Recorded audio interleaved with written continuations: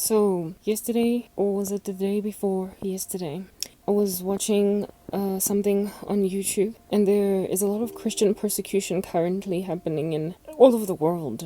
But a case in point in Pakistan, where this one girl got kidnapped by a Muslim family. By a Muslim man who then tried to force her, or did force her, don't know really how that works, to convert to Islam, and then he married her. He married her, forced her to convert to Islam, and she's been trying to get back home ever since. In that same Pakistan, churches are being burnt. People are being treated like second-grade citizens that are Christian, etc. In India, similar persecution of Christians who are not Hindu. Essentially, what I'm trying to explain here is that there are far worse places in the world to be a Christian than in South Africa, where I'm living. My case is extreme, but right now I'm in like some very hypothermic conditions, and yet I'm surviving. I'm in very cold conditions. And the only thing that can kill me is myself. So essentially, I'm safe, right? And nothing else can take me out except me. There are Christians who are being forcibly killed, churches being burned. I come here every single day and, well, almost every day. Well, I think it's actually every day. And I complain about perverts all over the world. There is one in America that I just literally cannot stop talking about because he is prolific. And I get to complain that there is some creep trying to crawl some grubby nails up my skirt, and I want nothing to do with him. The woman in Pakistan, they took her. The girl, she was only 16, is only 16. And some like grimy old man married her and forced her to convert to Islam. And to this day, she's still trying to escape. All that I deal with is some grimy, filthy guy with strange particles of an unknown substance underneath his fingernails, because he's not even from here, trying to come into my life. And what he's doing is just darting me with spells. He's darting me with spells upon spells upon spells. Do you understand? And they exhaust me. They make me lie down. He's trying to kill me. I can't stop saying that enough. It's death curses that are in operation. And right now, how this death curse is affecting my family. I don't eat red meat, right? And my mother has been making sure that there's nothing but red meat to eat. I've been basically just getting chased around like I'm an animal by my family. Last week I was spoken to like I'm a dog, yelled at like, frankly, I'm not even human, over something that I didn't even do. And instead of apologizing, they just ramped up. She ramped up. I shouldn't accuse my little sister of joining that bandwagon. She usually just leaves when the abuse gets extreme, and like basically sits around somewhere else in the streets with other people, so that she doesn't have to live in an environment where there is so much abuse of one person. But she's not innocent, because they all participate in the mutiny against my life in one way or other. But yeah, the grandest manifestation of evil is through this woman. So I live basically on the edge of my seat every single day when all this witchcraft is in operation. And I'm languishing as a result. But whenever I languish and I want to die, whenever I'm literally in the center of all of this Antarctica, I think about the girl in Pakistan who had no choice. I literally, for the life of me, cannot even begin to imagine the sorrow of that girl. That story sticks out for me especially richly, because she has to lay with a man that she gets raped every day by a man that she has to pretend in the presence of. She can't look at him any kind of way. She can't nudge or do anything strange lest he should end her life or beat her up. And as disgusting as he is, she has to sleep with him. There's nothing she can do. She's been kidnapped and is being raped every day. And all I am experiencing is just a very disgusting tantamount of such a man as that, but far away, where I get to say, leave me alone. I get to say, leave me alone. The way that this monster in the US so disgusts me, I can't even imagine being in the same room as him, having him breathe in my face, holding me, touching me. I can't imagine anything of that nature. So this woman in Pakistan, this girl, she's experiencing a voluminous amount of what I'm going through. It's piled on. It's on steroids. And she's still alive. She's trying to escape. She's not trying to kill herself. Her rapist caught up with her. Her assailant has actually gotten his grubby fingers on her. And I'm blessed with one that is a couple of, like, several hundreds, if not thousands of kilometers away. So, I mean, the spiritual attack, the demonic war is real. It is alive. I feel it. And like I said, it's a death curse. And he pendulums from death to life, right? From death curses to love curse spells, you know, because he's crazy. But I keep saying he's not actually crazy. America has taught him to be entitled like that. But he's far. And all I have to deal with is this Antarctic hold life where everyone that finds me and abuses me does it precisely because they know that I'm living with such a demonically possessed woman that she can easily be used against me. She's like electronically charged piranha in a body of water where the potential victim is encased in glass, and insofar as they stay inside, they're safe. But these piranha can get charged at any time to get really hyperactive, therefore causing the person on the inside to be very, very scared. I can't even get away. Like, I can't leave this environment so that people will have less to use against me. It's like I've got I don't know, guys, I'm sick and I don't even want to keep on using analogies, but it's like this woman is my handler. She easily just allows herself to be a piñata. Not a piñata, but the bat that beats a piñata, and I'm the piñata. She lets herself get used. And the thing that she is, the uncomfortable and unfortunate thing that this woman is pretty much the end result of a person that has lived a life of applauding themselves instead of God and doing whatever it takes to get wherever they need to get without regard for anyone. And that level of selfishness then gets them involved in darkness until everybody is a commodity, until everybody is a potential instrument for bartering. And so therefore everyone can be traded. And one day she looked at her own child and, wow, look at that. I guess we can trade with this too. I do remember a time when she was better than this. She is barely recognizable from who she used to be in the beginning of her life. In the beginning of my life, because I haven't been around all of hers. And that former person is gone completely. She's been taken over entirely, is incontinent and impetuous and entirely unable to resist the devil. She cannot resist anything that gets sent to me. I am not safe in her presence. She cannot resist anything that anybody does to me. People can't get to me directly, so they go through my family. My little sister is not gone. She's not taken over. She hasn't been swindled entirely by the devil enough to just blindly do whatever. But she's selfish too much to ever do anything better by me. So she largely just kind of keeps her distance and acts like there is no travesty happening here. If anything, that's how all the youth in the family are like. They know that there is something very horribly wrong with what's happening with my life, but they're too busy trying to live their own lives and start their own thing. You know how selfish the youth can be, especially over somebody that is that much older than them. It's like they always think it's too far away for them. And insofar as they can just go out and join other people and mesh with them, they don't have to see the true travesties of a really harsh life and what people do to each other. So they just distance themselves. And in so distancing themselves, sometimes treat me like a taboo, like a scorn, like something that stank, yeah, and really don't touch it. You might just catch whatever it has. That's how I get treated by the kids. All of this activity is applauded by my family members, the older ones. They are in concert with each other, and that's also what's making the youth live in a state of cognitive dissonance where they're not really sure how to react because their moms, their dads, they appear to have no qualms with what's happening with me. The Bible says, teach a child in the way that they should go, and when they're older, they will not depart from it. The Bible also says that if anybody causes children to sin or little ones to sin, it'll be better if a millstone were to be tied around their necks and for them to be thrown into the ocean than for them to face God, I guess, in the judgment. My family has literally raised up children to disregard an incredible travesty, an abomination, and frankly, a tragedy.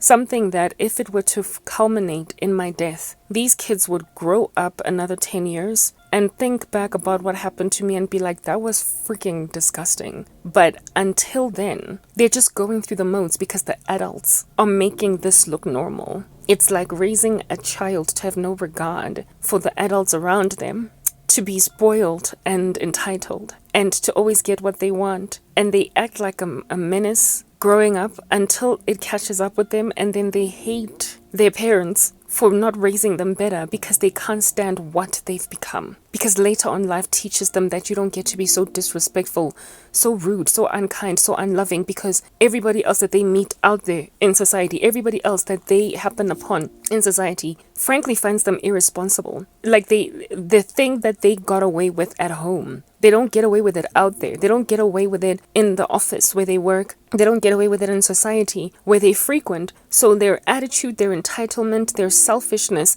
when it gets frowned upon, they realize that they have been raised wrong. It eventually does catch up, but by then, they've got so much blood on their hands.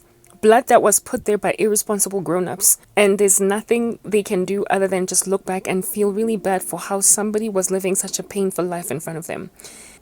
If it was not for the rapture that is coming to take me out, my little sister would have lived a future of great regret, where she frankly would have had to think back about a sister that passed away, and she died at the height of an extreme amount of abuse and isolation, persecution, and disregard when it was avoidable, and her mother was freaking evil. Every one of the adults around were extremely evil, so evil that they watched her die, and then everybody attended the funeral and then moved on. And it would eat her alive, and she would not be able, since they would all have likely died by then, ask the aunt or knock on the mom's door or any of the grown-ups that were around and be like, but why did we do that to Karabo? We literally just sat back, reclined our chairs, and waited for her to commit suicide. And when she finally did, we attended the funeral and comforted each other at her death that we could have all avoided. And you all kept us in a cognitive dissonance to believe that there was nothing wrong with what happened. And now that we have grown up,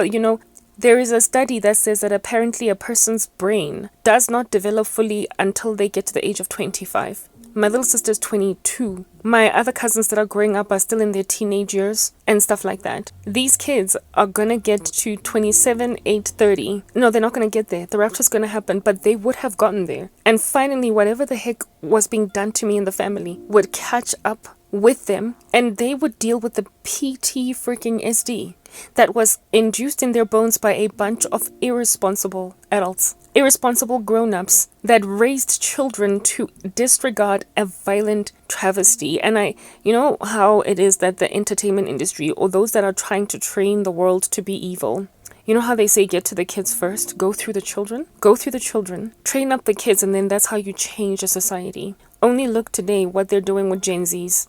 How it is that they are the ones that they're troubleshooting on the earth, basically fixing a bug that is not even there. They're using Gen Zs. They are making them embrace this horrific agenda. Grander percentages of them are alleging themselves to this colorful agenda, and they are just told that this is what is going to be good for you. They're under 25.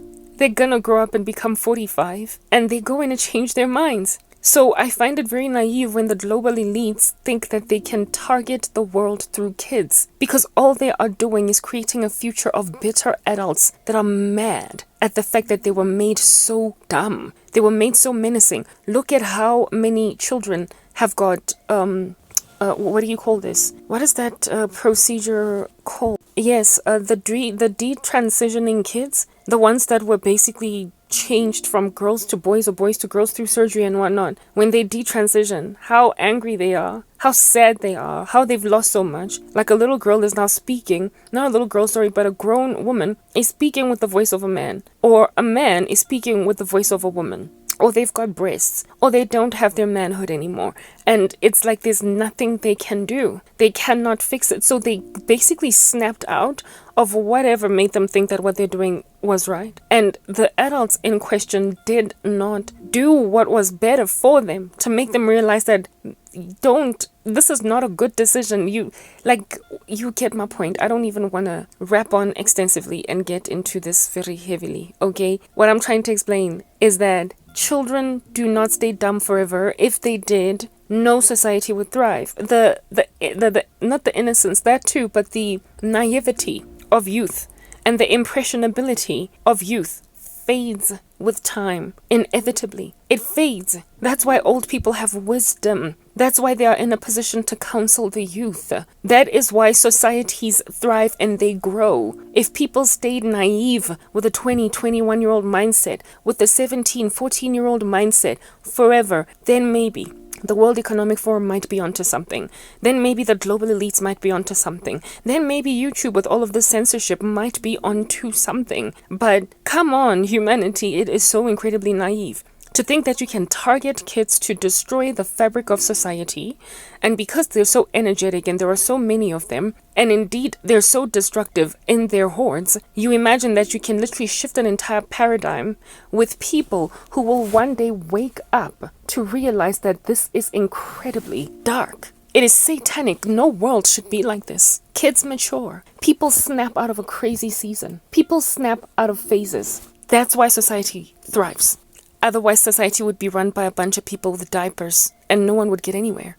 So how in the world do all these people who are destroying the earth not imagine that one day there's going to be a revolt, an uprising by those whose futures were stolen by irresponsible parenting or irresponsible adulting? How do you not imagine the youth is going to wake up at the age of 30, broken, battered, devastated for how horrible they were made by grown people, and not have them turn their backs on now people who are elderly? How in the world do you not think elderly or grown-up people, that the kids today that you are using as bats on other people, as rods, as staffs, as beatings on other people's backs, how do you not imagine that these kids are going to hate what you've done in them and then turn on you?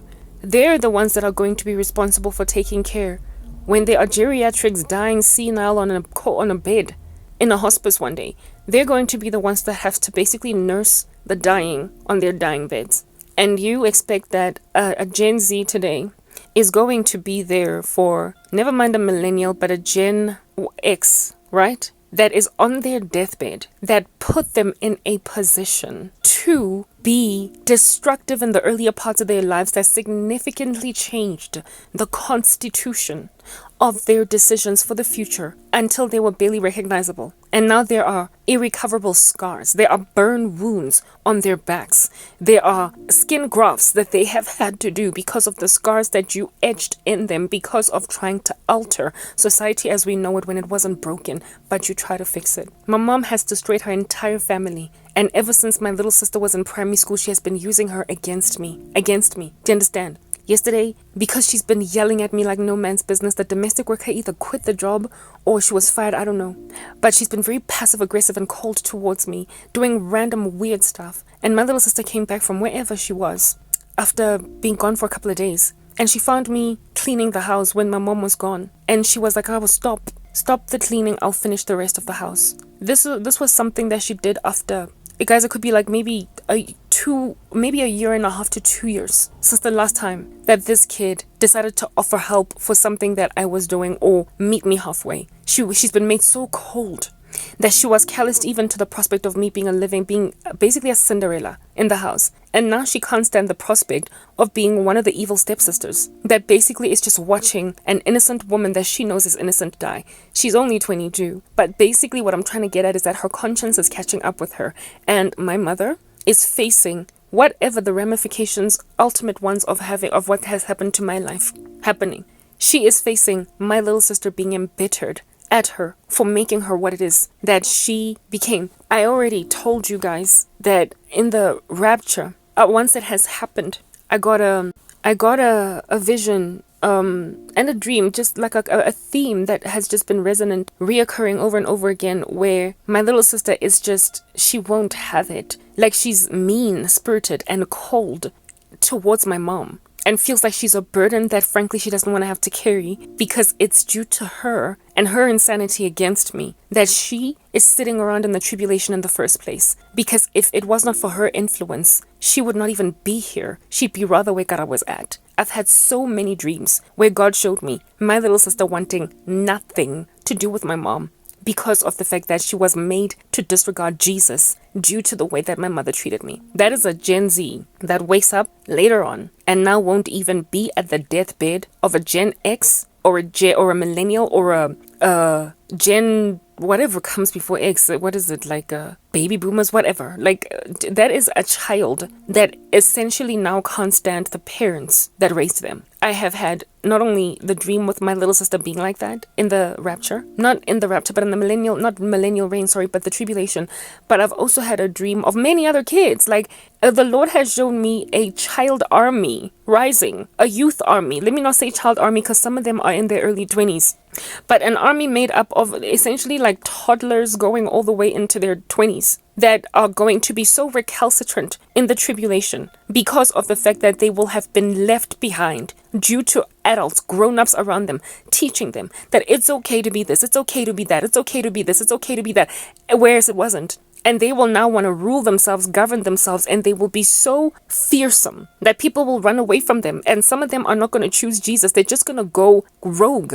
They're going to purge. It's going to be anarchy, because they will hate the fact that whatever just hit the earth because it was cantankerous, it was chaotic, it was unsustainable to carry on another day and another day and another day. And so now they are going to run the show. They're going to make their own decisions. Literally, the youth has been influenced to believe that they're born gay, or they are made to experiment with certain things because they feel as if though now it's embraced and it's rewarded, it is incentivized to be a particular way. And so if you are that way, then you're going to get millions of followers on YouTube. If you got profane language, if you subscribe to certain agendas, if you subscribe to certain political ideologies, you're going to be huge. And that very mindset that is very tarnishing is going to get them left behind. The Bible says, suffer the little children to come to me, Jesus. And these kids could have been nicely groomed at an early age to love the Lord, raised in a proper society, but now they're growing up in hell. Why? Because the only reasons that are sober are being,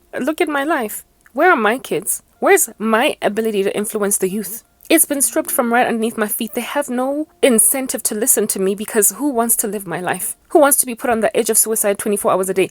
Top of that, who wants to constantly be victimized by rapists just roaming around? Like, just the fact that there is a monster that keeps on charging my atmosphere, hitting a glass wall, cracking it with his skull, the way that he so wants to grasp a woman that does not belong to him. The fact that that's even a threat around my life is a big enough reason for any young person to want nothing to do with Jesus. Because they're going to wonder, where is your Jesus when you are being charged by a prolific rapist from America? Where is your Jesus when you keep on getting sent love curses, death spells? Where is your Jesus when the last man that you were with in a proper relationship, you were with him 12 years ago, and yet nobody's calling him out for obvious witchcraft? Where is your Jesus when people have succeeded to steal from you and it's obvious that your life is messed up? Except, even if I were to get given my life, all of it, and God were to deliver me from out of this, I would be striving against a world that has no interest in embracing my God. I would only be just as persecuted as every street evangelist in the corner. I would only be just as persecuted as every young person in a high school that is trying to serve Jesus until they just don't anymore, because it's no longer fashionable to choose Christ. I would just be as badly persecuted as the only woman that chooses Jesus in her crew of girlfriends and marries right, and now she doesn't have friends anymore. The world is just cold, so cold to Christians that we can no longer live a glorious life as living epistles in front of everybody, because it's becoming increasingly disincentivized to be a Christian. Look, the doors are closing, all right? And I really would love to take weekends off and not do any videos. Take weekends off, not speak, just relax, and essentially just let even my muscles heal from tearing when I work out. And my vocal cords to relax, to chill. So I don't want to talk. I don't want to upload content. I just want to have 2 days off like everybody else that works from Monday to Friday and has Saturday and Sunday off. But it is so hard to not do anything, because just the tormentedness that I am in makes it such that I have to come here and heal myself through communication. That's the world. That is the world that we're living in 2023. It's unsurvivable. Nobody can really ever truly catch a break. Like, I am being pursued by a monster. Like, the guy in the US is just on another level, but he's not the only one. There is the South African woman that also keeps on sending me new spells, etc. There are random witches I don't know, covens operating across the world that just target Christians indiscriminately without knowing who they are. They just target them. In covens, if there's a lot of spiritual war in your particular community or neighborhood where you stay because of a strategy that the devil is trying to influence into that neighborhood, you will feel it as a Christian. So just the increasing wickedness of the world at large, and me being in isolation, I am feeling it all by myself. This place is uninhabitable. There is no getting out of this. Do you understand? But for in the rapture. However, this dark climate around the world that is frankly insufferable, while some of these children might not know any better atmosphere to live in, while they might not have been raised in anything different, like if at all you were born in the 80s, you can tell that the world has just gone to the dogs. If you're born in the 70s, anybody basically from the millennials going backwards, you can tell that the world has just gone to the dogs in increasing measure. There's been an exponential decline in the moral fiber of society. Nothing is what it used to be anymore. Things are really, really very dark right now. But even if you're a Gen Z that's only ever known a world this cantankerous and this crazy, the Bible in Romans 1 says that the invisible qualities of God all over creation leave humanity without excuse, and also the conscience. So as much as kids might be getting raised to be savages with no regard for basic things like gender roles, biology, God, with the world having the Lord basically extracted out of it, they might have been raised indeed being set up for failure.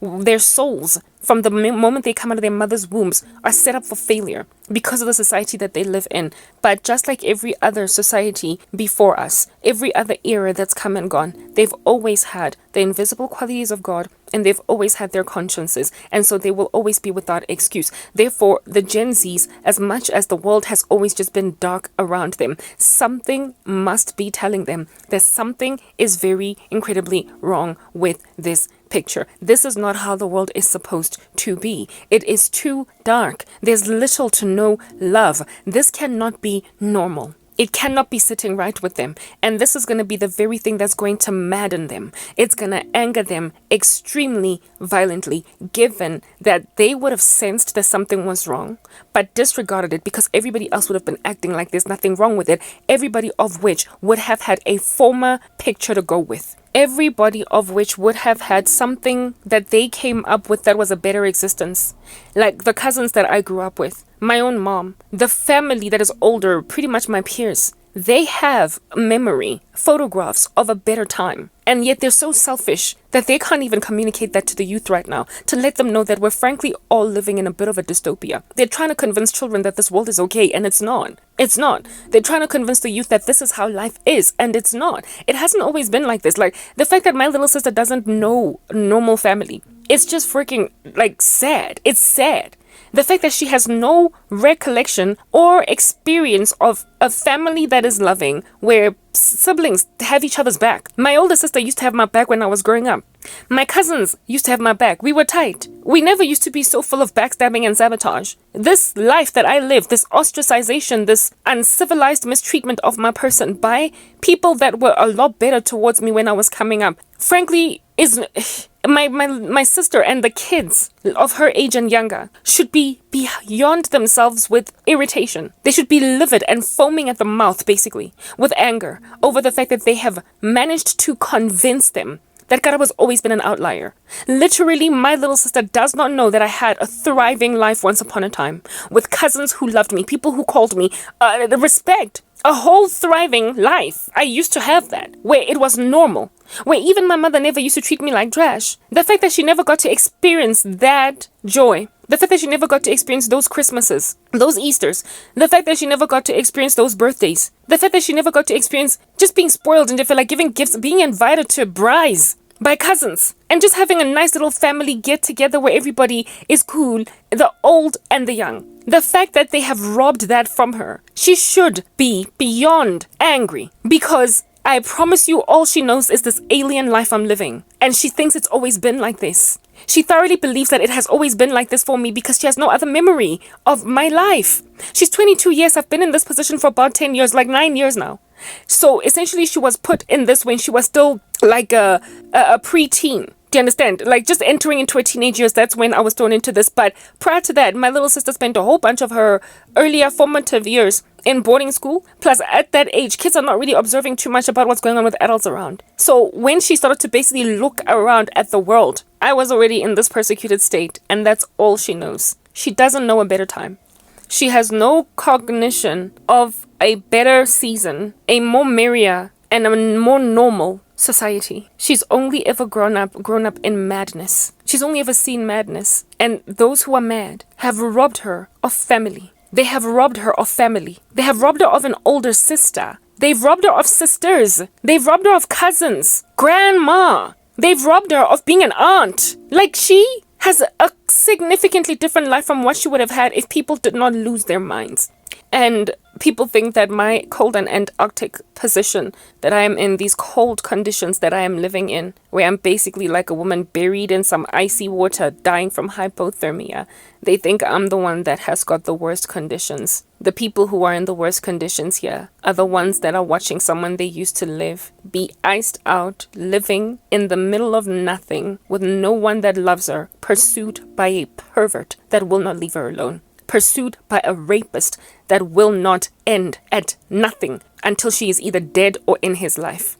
Pursued by complete strangers on the internet that don't even know her, communicate with her for 2 weeks, following which they then cast spells on her because they observe this life. Like, these conditions are aberrant, they are abnormal in a way that my little sister, who was born with a conscience and that has sight of the invisible qualities of God all over creation, will at the end of days, well, it's currently the end of days, but at the last day, at the judgment, be told by God that she was without excuse because she had enough even of a conscience that one day, after coming back from a night of partying wherever she was at, she came back home and found me cleaning. And she felt so guilty that instead of sleeping off her babalas or whatever, she decided to finish off cleaning on my behalf. Her guilty conscience made her grab that mop out of my hand and finish the job that I started. So if she doesn't give her life to Jesus, God is going to tell her, you're without excuse, but she's going to be especially mad because she was raised in a country that preaches the gospel, that ought to have taught her better but didn't, and that made her second guess Jesus. And now she's facing hellfire. Hellfire. They are sending kids to death. My mother has robbed my little sister of family. I can't say that enough.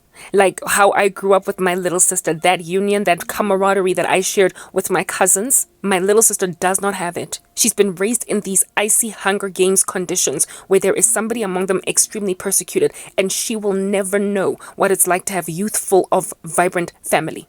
They believe that it is me that has been robbed of a family or of life. But I at least have memory of a better time, enough to be able to say that this is a dystopia that we're living in right now. But my little sister, this is all she knows. They have literally taken away joy from the world. Evil has taken joy away from the world. How in the world my mother, like, I like to say that she's like an elephant when she walks in the room, or Godzilla, like, or King Kong, like some massive beast that in a town, one footstep causes an earthquake, a tremor. Waimela. She's heavy because she is described in the scriptures. In the Proverbs, my mother is described perfectly. It's written in God's word that it is better to live on the corner of a roof than to share a house with a contentious woman. The Bible says that like a constant dripping on a rainy day, so too is it to live in a house with a contentious woman. That it is better to live in a desert than to share a house with a contentious woman. Men are always warned or admonished in the scriptures, in the Proverbs in particular, to avoid a certain kind of woman, and one that can't stop yelling at everybody, running their mouth, finding something to attack. The Bible says flee from that girl. Flee from her, because you are going to have such a horrible life that you're going to want to live to either in a desert, on the corner of a roof, or hear a dripping tap 24 hours a day. So a person like that is indeed just like a Godzilla sighting, like a Godzilla raid in your city, or knowing that there's a zoo that has let some lions out and everybody has to hide inside their houses. It's like hearing a thunderous earthquake. Her one footstep, like when I hear the door opening, when I hear her pacing, walking up and down outside, I'm scared that she's going to walk in here and yell at me, say something that I, frankly, like, I can't say, what have I done? What have I done now? I like to call her Mando. She likes to fight. And she picks these fights. And so I tiptoe around her. She has these rules stacked upon stacked, like stashes of rules that everybody needs to tiptoe around and adhering to. And if at all one person breaks one little rule, if one hair falls to the ground in some strange direction, she will rap on. And she's one of those people that when she starts talking and telling you where to get off and basically making it you feel like you're nobody, she will talk until you walk out, and you will hear her having walked out of the house while you are still walking away. Like you could be a good meter, not a meter, 5 meters. You could be like a good 5 meters away from the house, and she will still be going even though you've left. Like she just keeps going and going and going. There was a time when I went as far as the neighbor's carport, and I could hear her still rapping on. She was still rapping on. So sometimes I don't even come back here because she can always just like come to my window and keep on rapping or insist on opening the door. So I literally take a walk around the complex so I don't have to hear her. That is the level of just going and going and going that this woman is. That is a woman described in the scriptures as a constant dripping on a rainy day. Goop, goop, goop, goop, goop, goop, goop, goop. It's like Chinese water torture. You can't get away from it. So I tiptoe around her. I'm basically like the Flash. I try very hard to make sure that she has nothing to raise. I spring clean. I wipe every tap, every nook and cranny. I look under every rock. I shake every tree to make sure she has nothing to raise. And trust me, she will find something. And this week, she found something. The other day, she was complaining that she's the only one that takes out the bin. So I took out the bin on Monday night because the dustbin collection guys come on Tuesday. Unfortunately, however, the bin got filled up quite a lot by Friday. And one of the biggest reasons why it even got filled to the brim was because on Friday she went out for dinner and they brought back cake in that cake, a cake container. You know how big a cake box can be. And she's the one that ate the last piece of that cake and threw it in the bin, filling it to the brim. And so when I put, towels, tissues, paper towels in the dustbin, it looked as if though I was the person to basically fill it to the brim and have no regard for what's going on. But she was the one. And this was on Friday. Yeah, well, guys, the next day I saw that same bin taken out of the house and flipped upside down. And I put it back in the house and put a plastic in there. And then I tried to run away when I heard her moving around, opening her door to come to the kitchen. I walked out because I didn't want her talking again. And then she was like, Karabo, leave the dustbin outside. I don't want this bin in the house anymore because of the fact that I'm the only one that takes it out. I'm like, but you were yelling about the bin last week, and because I remembered your yells and your screams, I took it out on Monday night. So essentially I had taken it upon myself to be the one to take out the bin every day. But because this bin happened to get filled to the brim on Friday instead of maybe on Sunday, you're accusing me of whatever under heaven it is that I'm not doing. Just raising issues. So I took the bin out. I removed it from the kitchen, and now everybody in the house has been inconvenienced by the fact that there is no house bin. Have you ever lived in a house that does not have a bin, where you have to go outside to throw away an apple core? You have to go outside to throw away a banana peel. You have to go outside to throw away facial tissues. You have to go, like literally, this woman has made everybody take a whole trip, take a whole journey, driving, cycling, maybe even jogging outside to the bin, the main one that is collected by the municipality, to throw away the smallest things. She has inconvenienced herself and everybody because she just has to get that last word in. She just has to be the one to... She has made the house Godzilla. When this whole event happened, my little sister was not home. And when she came, on the day when she took the cleaning over from me, that was yesterday on Saturday, she, in the middle of cleaning, who does not clean and need to throw away some things in the bin, she threw a couple of them in the bin. And when I came back out from back here and went in the house, I saw that there was a plastic bag that she had put dirt in. Essentially, my mother came back home and told her nobody is to use this bin because I'm the only one that takes it out. And all she probably did was just roll her eyes and put now a plastic bag outside. And my mom took that plastic bag that my little sister was putting the trash in, and she threw it outside. She threw it outside on the floor on some, I don't want any of these things in my face. So now I've got a little plastic bag just out here that I have hung, that I put my trash in, and I'm getting used to that now, that new rule. I'm getting used to it. So now that this new rule is out, I wonder what else is going to be swung out of the house. because we overuse it. Maybe she might switch the fridge off because every single time somebody takes out juice out of the fridge, it has spilled on the floor. And so how about we switch the fridge off and you'll see where you put your juice. She's like that. She never used to be though. Ujwalo. She's impossible to live with. When we were living go Ramsach, there was this next door neighbor couple. They weren't always fighting. It was the wife that was always yelling at the husband. It was always her voice that could be heard, and neighbors used to complain like all the time. We used to call this woman Wara Wara because she was always like Wara Wara Wara Wara Wara Wara, and sometimes you would hear her in the wee hours of the morning.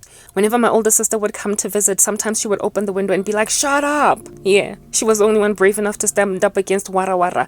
I often wonder if my mother, she's the one that came up with the name Wara Wara, if my mother were to see herself today from the vantage point of God Almighty and maybe even me, she would realize that now today she's the very woman that she used to tease back in the day. She never used to be like that. And the fight that she started with yelling, like how it is that now I am living at the edge of my seat basically, unable to come up out of the house even to urinate if I can hear her in the kitchen, is because last week when I was washing the dishes in the morning, I was also washing laundry and there was some sprinkles of water on the floor in the kitchen.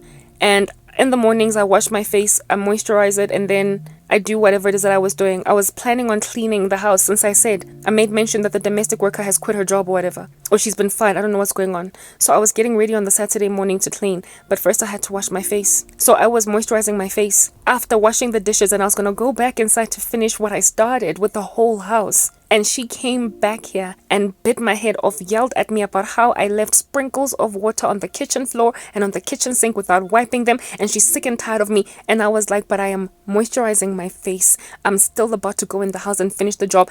And no amount of explaining would work. She just bit my head off until I cried so hard for something like half an hour, begging God to let me take my life. I think I explained that situation last week. She has not simmered down ever since then. She's been passive aggressive ever since last week Saturday. It's a week later and she's still at war with us, with me. She's still at war. My mother has not always been like that. What progresses people to that level of evil, of nihilism and evil? Dabbling with darkness, allowing yourself to compromise, applaud yourself instead of God.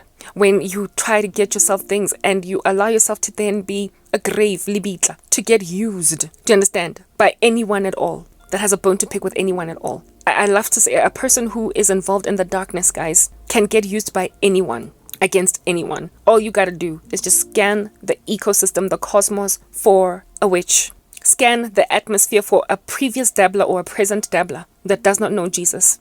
And you have got the perfect bat on your victim. And society has got so many witches all over the show that frankly no one is safe anymore. If you can't run, if you can't just leave, go to your own apartment, if you can't just drive away and never come back for 3 days, if you can't book yourself into a hotel because your wife won't stop rapping and rapping and rapping and she's annoying, and then you go there for like 3 days, and when you come back, if she's still rapping, you book into a hotel another 3 days. If you can't go anywhere from the person that won't stop running their mouth at you, where in the world else is God going to save people that keep getting used? Where in the world else is God going to protect people, who keep getting afflicted by those who get used by the occult? There are so many vessels that are easily used by people in the occult because so many people have allowed themselves to dabble in the darkness. So, I mean, can you imagine the number of children that are now being abused by parents because their moms and dads once upon a time played with a freaking Ouija board? Can you imagine now the number of students in school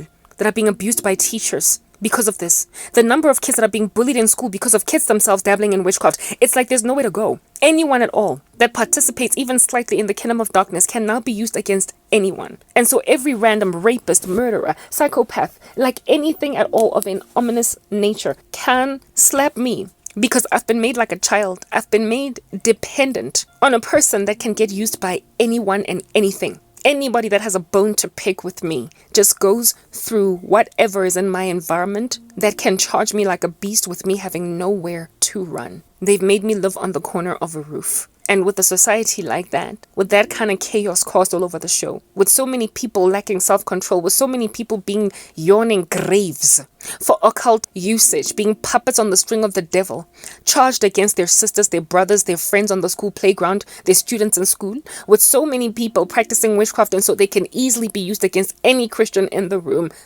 How do you think God is going to fix that? How do you think God is going to fix that, guys? We're going to go home. The restraint is going to be removed because the devil is targeting most especially Christians. Yes, abuse is increasing generally against anyone at all, but it is especially poignant against believers. So with so many witches encircling Christians in the office, with so many witches encircling Christians at home, with so many in their apartment buildings where they stay, where they go to socialize, golf clubs, whatever. With so many, like literally the other day I got yelled at a Spar. Spar is a convenience store in this country by some dude who, when I got out of my car, I mistakenly, very ever so slightly, hit my car on their window, like the mirror. And as soon as it happened, I was like, sorry, this dude decided that, no, my apology was not enough. He was going to tell me how expensive it is and how basically I stank, I defecate ice cream, and I should like say sorry 10 more times before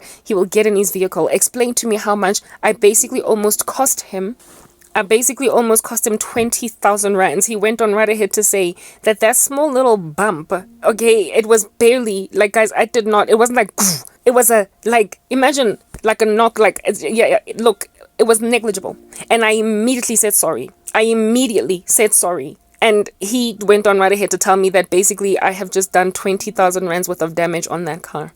He made me feel so small and so tiny. I cried so hard in my car after I got in the spa and came back inside. And on the way home, I was still crying. I had to exercise myself through that pain and that overreaction, that exaggerated, like onomatopoeic reaction of that man, that hyperbolic response of that man was the devil literally finding anyone in the room to charge a child of God that is already at the end of themselves. The attack is real and alive. That dude at the spa, that white man at the spa is like, I live with him 24 hours a day at home. Someone that can easily get used by the devil to just burst a top and overreact. I live with someone like that 24 hours a day. At least the dude at the spa made me cry for a day. I will never have to see him again. But imagine living with someone that the devil can cause you to cry so hard for like a good half an hour that you want to commit suicide. Every day you live like with someone like that, you gotta strategize. You gotta jump all over the show like oil on a frying pan to escape this person just so your emotional climate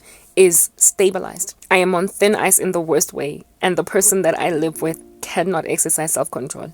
I'm in danger. I keep saying to God, I need to be taken out of this environment. Can you not at least, in the run-up to the rapture, take me somewhere where, even though the world is still cold and Arctic, and every so often I will meet a horrible man at the spa that will blow his top over something small, that I can go home and cry alone and never see him again?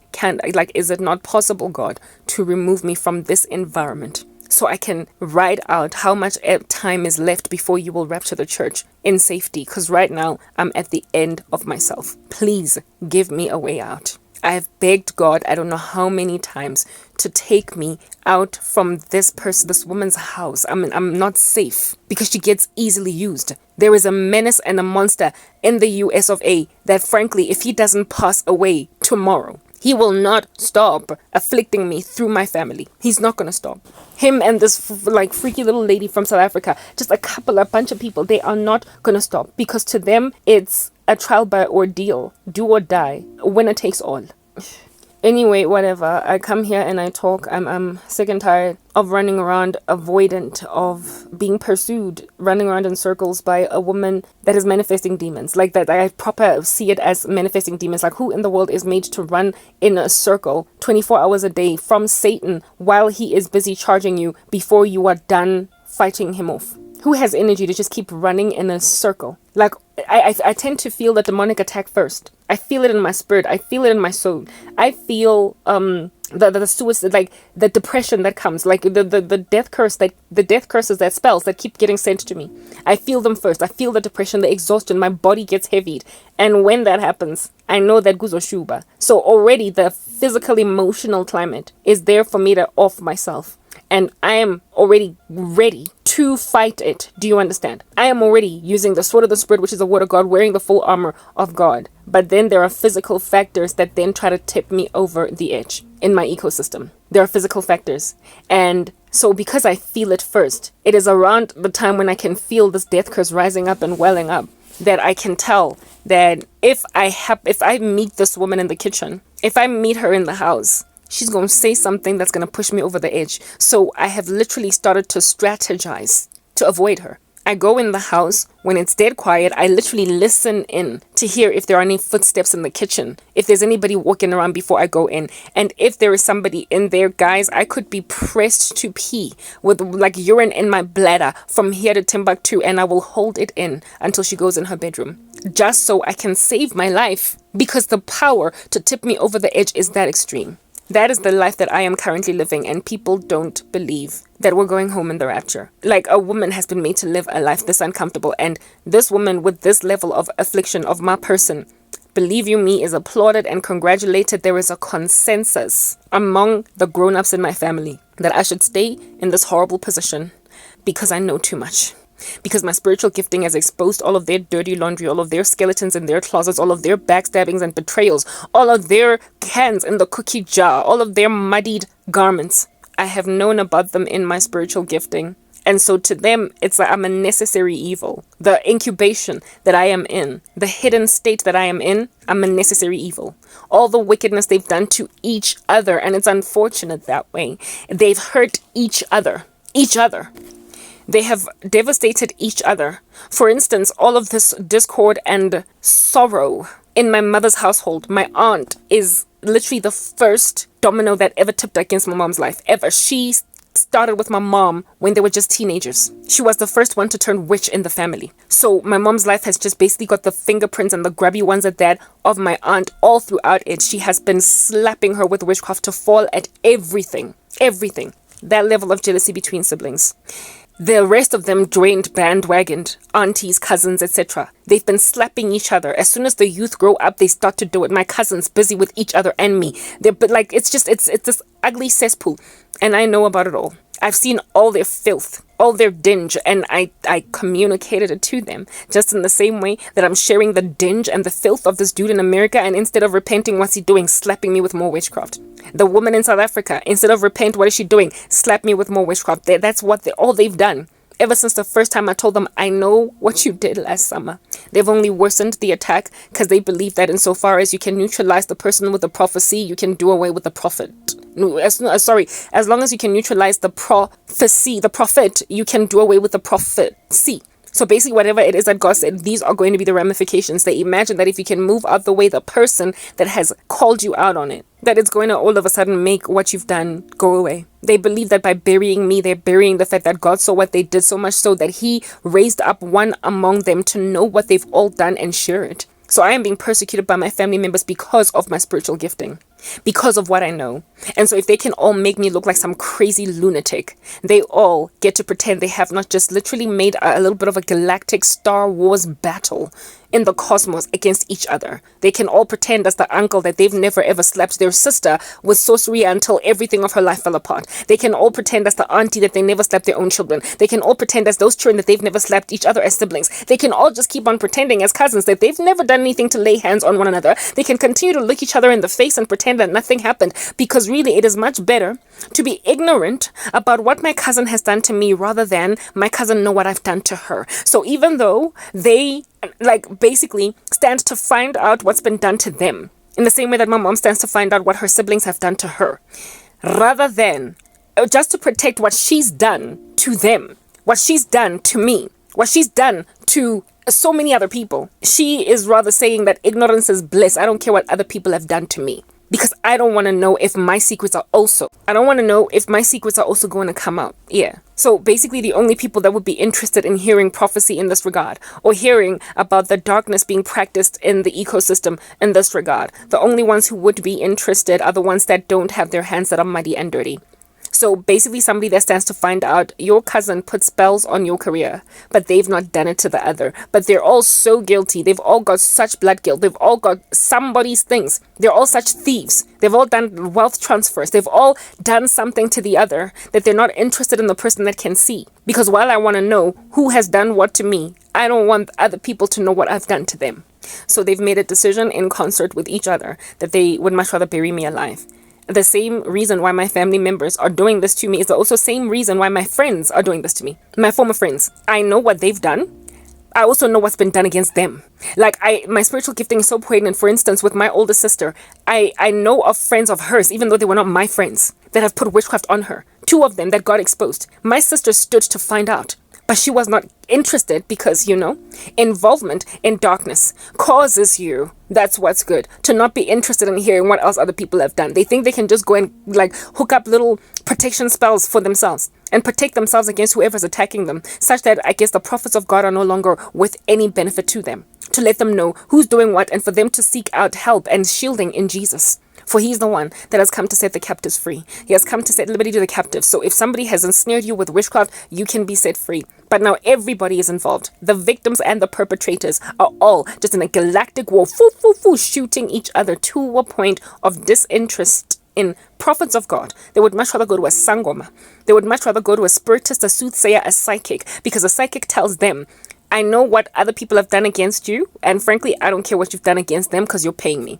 Whereas a prophet of God will tell you, I know what you keep doing and people stop it, but I also know that people are doing certain things to you. You're never going to find protection against what they're doing to you. But insofar as you also don't repent, you are going to be decimated and moved out of the way by God because you're also a menace to society. You are in and of yourself destructive. It's just chaos. They are purging.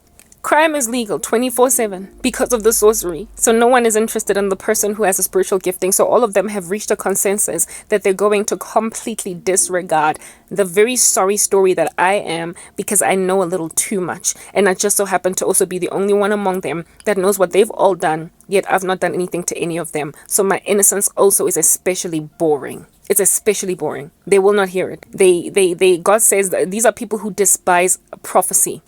The Bible says, do not despise prophesyings. Don't despise prophecy because you can get healed by heeding the warnings of the Lord. But people who want to keep their dark secrets hidden in the dark, they will despise prophecy. God says that whatever it is that you hear being told in the secret place, say it on the rooftops. Instead, they're all trying to silence my ministry. They're trying to silence my ministry. Like the galactic war is real, and it is anomalous, alive. It is aberrant, albeit being aberrant. Nonetheless, it is being normalized. They're just running with this narrative, and in so doing, this are raising children to be little devils themselves, little witches themselves, who feel as if though in order for them to be protected in a society so full of sorcery, they also in and of themselves have to become sorcerers and sorceresses. They also have to become little witches just to protect themselves. So no one is safe. No one is safe. I told you guys, like this guy, for instance, in America, is going to get killed by other witches. So he's a little witch, and because he's been exposed for being a witch, he's trying to kill me. But I'm the one that's letting him know that there's about to be 10 men from South Africa sending death curses on him. Just this last night, I had a dream of him getting shot, like bullets coming at him one after the other, boo, boo, boo. And he was like, when like in those scenes in movies, when people are getting shot and then like they move left and then right because the next bullet has come in, the next bullet has come in, and the next bullet has come in. I had a dream of him getting bulleted like that. He was still walking, but the bullets kept coming in him. And I have warned him that I'm not going, it's not going to be my irritation with you or how much I can insult you, offend you with the words that I speak because you're a menace, because they feel offended when they get prophesied to. It's going to be other witches. They slap each other. So he's interested in hearing about those who are his enemies, but he has no interest in other people finding out about the enemy that he is to innocents out there. He's busy trying to kill an innocent woman, and I'm the only one that God has told he's about to get literally gunned down by something like 10 different men in South Africa who also are into witchcraft. It's just a cosmic mess. It is a chaotic atmosphere, and there is no getting out of this but for in the ark. We're going home. It's parked, literally hovering in the sky, and we are about to be boarded onto flight 777. Guys, we're leaving. We're going home. So I feel sorry for my sister, but at the same time, she has the invisible qualities of God. And I actually really pray to the Lord that he takes us in the rapture really quickly so my little sister can have an opportunity at eternal life instead of condemnation, because at this point there is nothing incentivizing her to repent. She might have felt guilty yesterday, but understand her attitude is going to continue into the future because she's been made at enmity with me irrecoverably. She has been put at enmity with me irrecoverably. So this like temporary attack of conscience that she had yesterday, it's only like she's going to disrespect me again in a week, in 3 days, maybe even as quickly as tomorrow. So really and frankly, there is no way out for my little sister except for the rapture. because that's going to be the thing that's going to ultimately solidify her conscience into action. It's going to chart it into action. It's going to make her decide to choose Jesus. There needs to be something that's going to shake people who are already uncomfortable into a decision. And already a lot of the Gen Z kids are uncomfortable with the way society is, but remember, they're being rewarded for evil. So for them to walk away from the darkness is to basically lose all of their kudos and their street cred. So the thing that's going to ultimately bring them to a solid conviction that, look, this has never worked out anyway. I've always felt uncomfortable and I'm going to choose Jesus is the rapture. It is the confirmation that he exists. It is the confirmation that everybody else was messed up. It is the observation of who got left behind. It is the observation of who ultimately got rewarded by the only one who matters when he rewards. The Christians. My reward by being captured into the sky will make my little sister realize that reward by my mom, reward by the ecosystem around me, the adults in my family, reward by society that basically, incentivizes savagery. Doesn't matter. It's all dust, it's ash, it's hollow, and it's naught. Because Karabo is in heaven. For crying out loud, it's real. Heaven is real. And I stand to go to hell therefore, because I ignored my conscience. So frankly, I don't care what you have to give me, earth, upon incentivizing me for evil. Bottom line is, what does it profit a man to gain this filthy environment and then lose my soul? So I really am desperately longing for the rapture, so that people like my little sister, basically the youth, can make a decision for Jesus already, because it's just so heavily disincentivized right now. It's off the chains how disincentivized it is, that they're unlikely going to choose Christ no matter their discomfort. They're going to ignore the invisible qualities of God and their consciences, and the people who will have slain them and thrown them into hellfire will have been the grown-ups that will have known better, that will have also had a better life to look back to, but that they ruined, they disgraced, they hurt the earth around them by ignoring their God. And now they are putting children literally on a rotisserie to be bride for all of eternity. Kids who can't make a decision because they keep incentivizing them to stay evil. So may the Lord come and grab the body of Christ and take me especially out of this hypothermic ecosystem. May the Lord extract me. As it stands, there are currently all over the world. I was watching a video on YouTube today. Banks that are closing down because they're trying to shove down the throats of the world a cashless society. In Nigeria, it's so bad, the embracing of CBDCs that they're shoving down their throats, that they went and they burned Nigerian money to force their citizens to take up CBDCs. The government burnt their own currency to force Nigerians to take on the central banking digital currencies. And like everywhere else, banks are just closing. Spain, Ireland, the United Kingdom. It's just happening all over the world. The beast system is being prepped for. So those who don't want to believe me, it's like you don't have to. But frankly, I'm ready to go home. I'm being pushed to suicide every single day. God did prophesy to me that in the run-up to the rapture, there will be a very strong pull towards suicide, because people are going to try to kill me so as to discredit my ministry and the words that I will have spoken in the run-up to the rapture, that they will not believe what has happened has actually happened. So I have to be strong. All I ask God for is just reprieve. I just need relief until whenever that day is, because we all know that with the Lord, a day is as 1,000 years, and 1,000 years as one day. I can't continue to live in these Antarctic conditions. I have pleaded and I have begged for the Lord to at least extract me out of here. I know I'm not getting married. I know I'm not getting children. I know I'm never going to have a normal life, but I just want to live in a place where I am safe from attack, so that little perverts in America or anywhere else in the world really cannot use somebody in my ecosystem every single day against me. All I'm asking for is to get out of my mother's house, and I suspect the Lord is going to help me out with that. If the rapture will take another year, I'm just asking for the Lord to give me at least the last year on earth, in just some kind of semblance of tranquility and peace. I need a better working environment. I cannot keep on being charged so much by a woman that will not exercise self-control. I have prayed for my mom so much, guys. I have pleaded at the Lord's feet to help her, to get her out of this, to make her, to give a conviction, to make her less usable by the darkness. And she guys, Yazi, there's nothing I can do.